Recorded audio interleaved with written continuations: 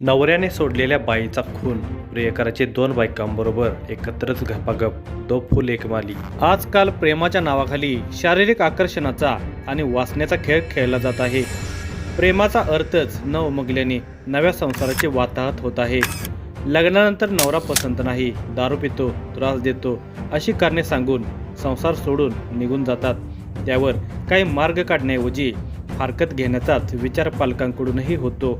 पण नवरा सोडून आलेल्या मुलीचे पुढे काय, तिच्या गरजा कोण भागवणार, तिला आधार कोणाचा, याचा काही विचार होताना दिसत नाही. परिणामी या तरुणींकडून काहीतरी विपरीत घडू शकते. अशीच एक घटना अमरावती जिल्ह्यात दोन तरुणींची कथा मनसुन्न करणारी ठरली आहे. त्या दोघीही 30च्या आतील व विवाहित होत्या, पण नवऱ्याशी पटत नाही म्हणून संसार सोडून आल्या होत्या.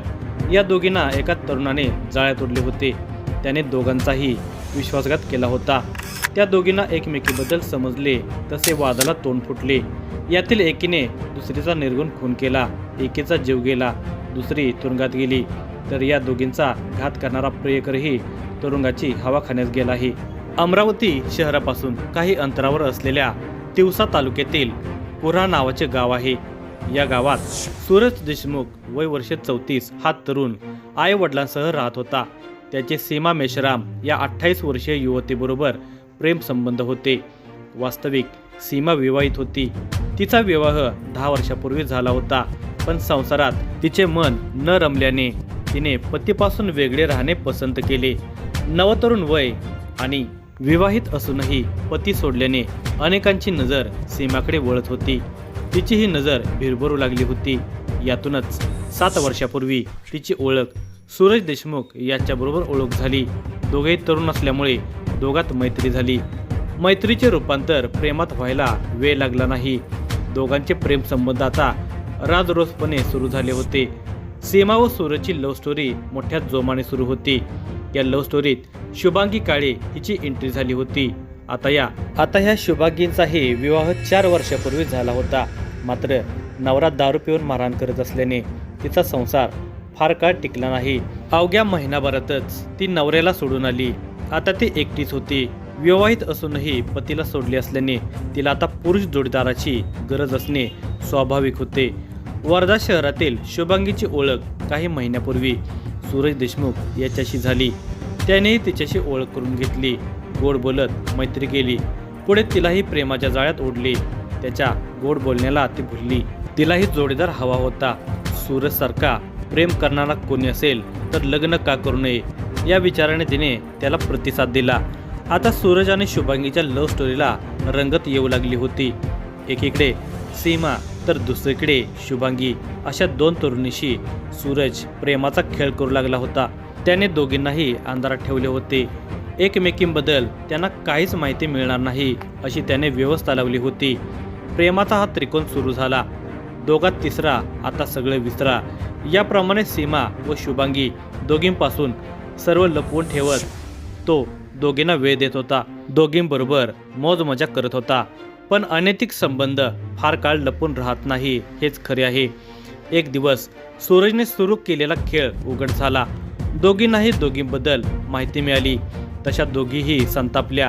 भांडणाला तोंड फुटले. सीमा आणि शुभांगी दोघीही सूरजसोबत वाद करू लागल्या. या सगळ्यात अखेर सूरजने शुभांगी बरोबर लग्न करणार असल्याचे सांगितले. पण सीमाला सूरज हवा होता. तिला काही करून सूरजला गमवायचे नव्हते, पण तो तिच्यापासून फटकून वागू लागला होता. त्याला शुभांगीशी लग्न करायचे होते. हे मान्य नसल्याने सीमाने या प्रकरणाचा कुठेतरी सोक्षमोक्ष लावायचा असे ठरवले. दिनांक 8 ऑक्टोबर रोजी ती सूरज देशमुख याच्या कुरा या गावात पोहोचली होती. तेव्हा सूरज घरी नव्हता. मग तिने त्याला फोन केला. आज मला तुला भेटायचे आहे, आज मला तू भेट असे तिने त्याला दरडावून सांगितले. सीमा थेट घरीच आल्याने सूरज हादरला होता. आता आज या प्रकरणाचा शेवट कुठेतरी केला पाहिजे असे त्याला वाटू लागले. कारण त्याला सीमापासून वेगळे व्हायचे होते व शुभांगीशी कायमचे लग्न करून राहायचे होते. त्याने शुभांगीला फोन केला. तेव्हा शुभांगी अमरावतीमध्येच आली होती. कारण तिच्या मैत्रिणीचा 6 तारखेचा वाढदिवस होता. मात्र तिला वाढदिवसाला येण्यास जमले नसल्याने ती 8 तारखेला मैत्रिणीला भेटायला आली होती. तिच्यासोबत तिची दुसरी मैत्रीण राजश्री अवथनकर ही आली होती. तिथेच शुभांगीला सूरजचा फोन आल्यामुळे शुभांगी आणि राजश्री या दोघीही बियाणी चौकात आल्या होत्या. चौकात सूरज हा त्यांची वाट पाहतच होता. त्या दोघी येताच सूरजने त्यांना दुचाकीवर घेतले. ट्रिपल सीट बसून ते MIDC परिसर सुपर हायवेकडे जात होते. दरम्यान सीमाचे सूरजला कॉल येतच होते. हे त्याने शुभांगीला सांगितले. तसेच आज आपण दोघे लग्न करणार हे सीमाला सांगून टाकू आणि हा रोजचा प्रकार मिटवून टाकू, असे सूरज म्हणत होता. संध्याकाळ झाली होती.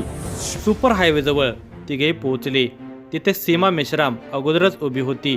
शुभांगी गाडीवरून उतरत सीमाकडे धावतच गेली. तुझा काय प्रॉब्लेम आहे असे म्हणत तिच्याशी वाद घालू लागली.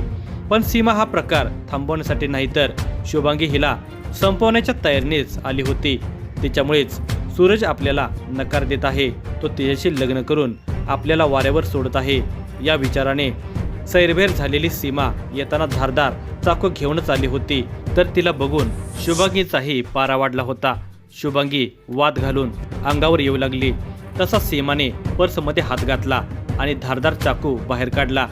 काही समजण्याआधीच तिने त्या धारदार चाकूने शुभांगीवर हल्ला चढवला. तिच्या पोटावर, मानेवर चाकूने सपासप वार केले. काही सेकंदात घडलेल्या प्रकाराने शुभांगी रक्ताच्या थारोळ्यात पडली. सूरज आणि शुभांगीची मैत्रीण राजश्री तिच्याकडे धावण्या अगोदरच सीमा तिथून पसार झाली. हा प्रकार पाहून सूरज सुद्धा प्रचंड घाबरला. तो तिथून पळून जाण्याच्या तयारीत असतानाच राजश्रीने त्याला थांबवले. मग दोघांनी मिळून गंभीर जखमी शुभांगीला हॉस्पिटलमध्ये भरती केले. मात्र डॉक्टरांनी शुभांगीचा मृत्यू झाल्याचे सांगितले. मंगळवार दिनांक 8 ऑक्टोबर 2024 रोजी सायंकाळचे 6 वाजले होते.